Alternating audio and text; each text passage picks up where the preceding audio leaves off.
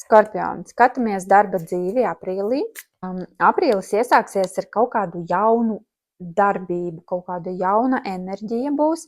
Šī mums ir dūzis, ja kaut kāda laba iespēja kaut ko realizēt. Un zižļu dūzis pasaka tieši par darbošanos. Tā kā, ja jums ir iespēja kaut kāds vai piedāvājums, kur ir jāiet un jādara, tad noteikti izmantojiet to darba sfērā.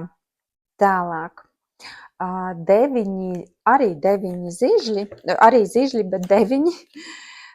Un šis ir par to, ka jāuzmanās, ka nesakraujās pārāk daudz darbu.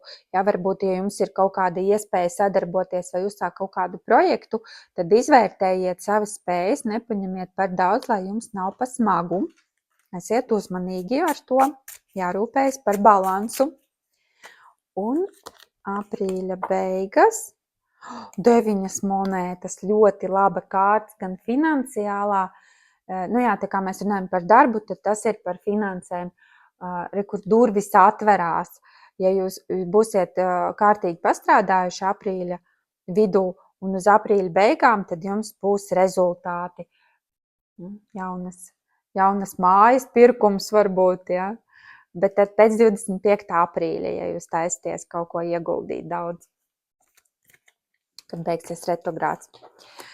Un attiecību sfēra Skorpioniem aprīlī.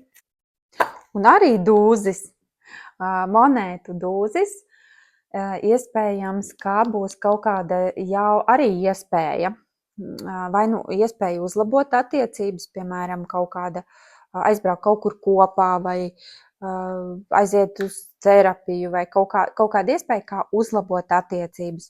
Un ja jūs esat vientuļš skorpions, tad iespējams, ka liktenis jums nesīs kaut kādu iespēju satikt savu otro pusīti aprīlī. Izmantojiet, atkal dūži ir par iespējas izmantošanu. Kaut kādi... atkal, ja jūs esat vientuļš skorpions, tad vēl jau vairāk ir iespēja, ka tas bruņinieks atjās aprīlī baltā zirgā. Un tie, kas ir pārī, kaut kāda kustība sāks notikt